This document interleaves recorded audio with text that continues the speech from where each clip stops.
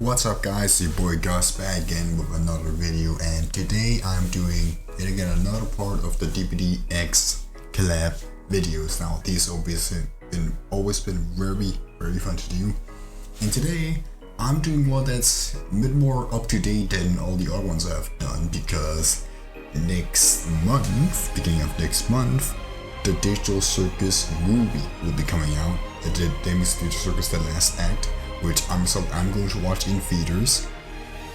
So I thought, what better time than to do a DBD X The Amazing Digital Circus video. Now, Digital Circus is one video where it's not the horror as much as the other ones I've done. So it will probably never happen because it's so unlikely. But I still feel like it could be a cool idea, and I've come up with some cool stuff.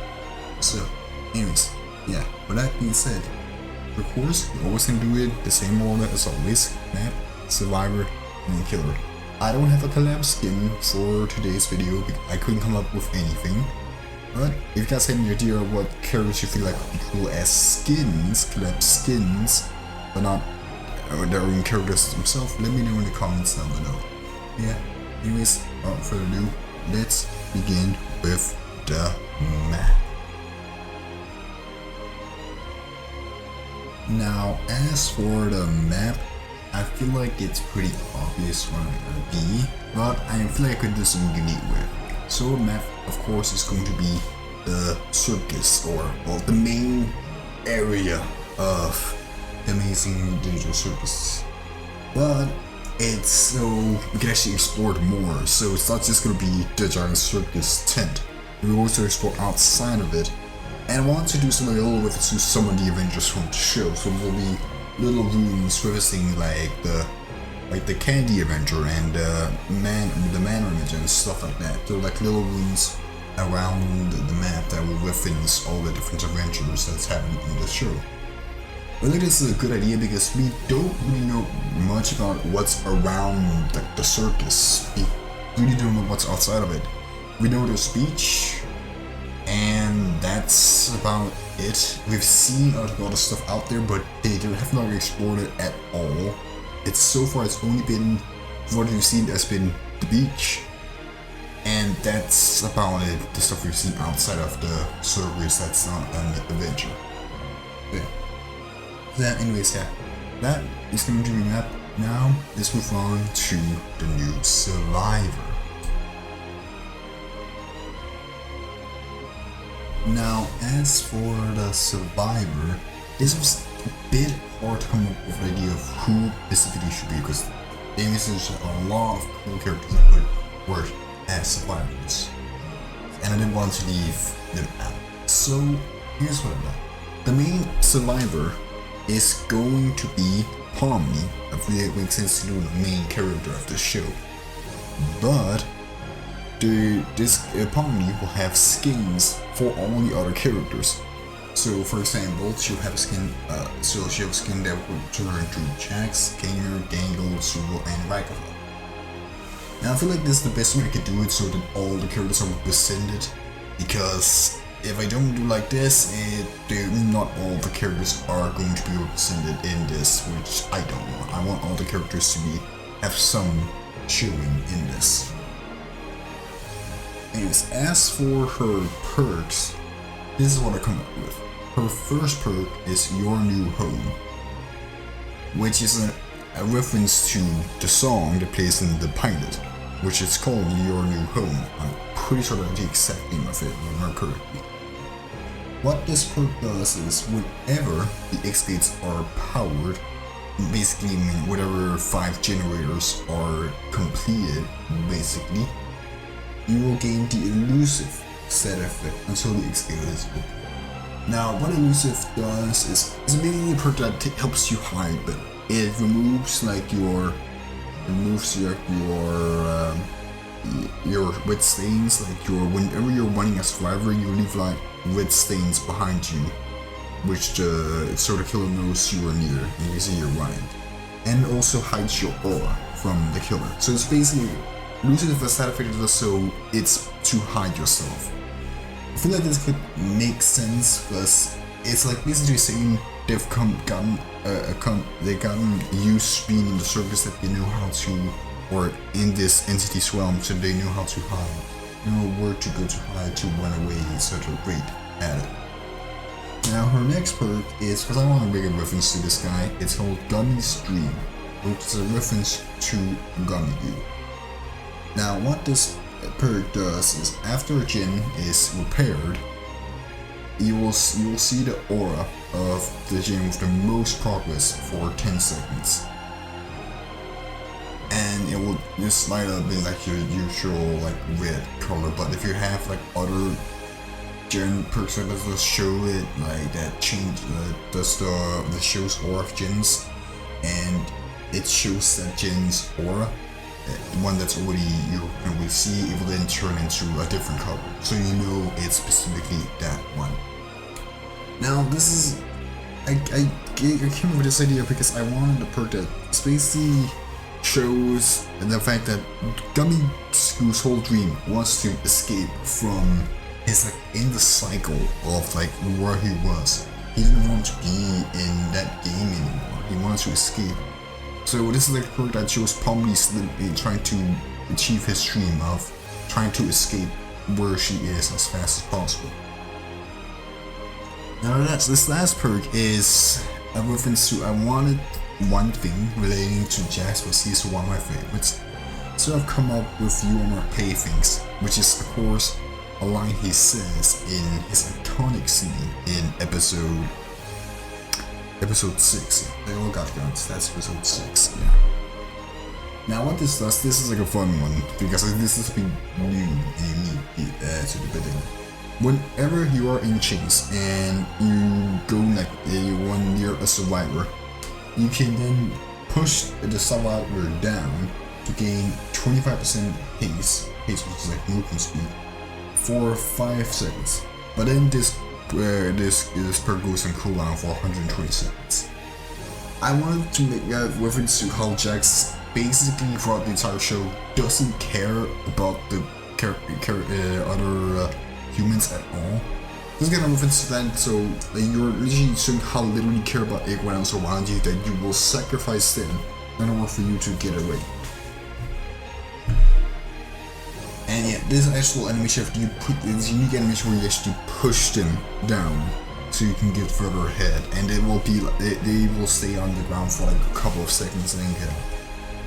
Yeah, anyways, so yeah, that is going to be the survivor. Now let's move on to the killer. Now as for the killer, I think it's pretty obvious who it's gonna be, but I feel like it makes perfect sense for him to be the killer. So the killer is the Ringmaster, aka Kane. I even named the Ringmaster that because that is what he's supposed to be shown as. He's a Ringmaster, a ringleader, somebody who is in control of a circus. And I feel like Ringmaster sounded better than Ringleader, so that's why I choose Ringmaster. Now as for his power, I've come up with his power's name is called Running the Show, which is a reference to his song in episode 8. Now there's a couple of things you can do with this power. One thing, you can teleport through anywhere on the map, and after you use it, it will go on cooldown for 30 seconds. But this cooldown for this is 5 seconds shorter for each gen repair. So after all 5 gens are repaired, you will basically can teleport every 5 seconds. What's that? 5 times 5, yeah, that's 25. Yeah, so you basically, once all gens are repaired, you can teleport every like 5 seconds, which is insane. Like to anywhere on the map, which is insanely strong. The second thing you can do is you can place fake objects around the map.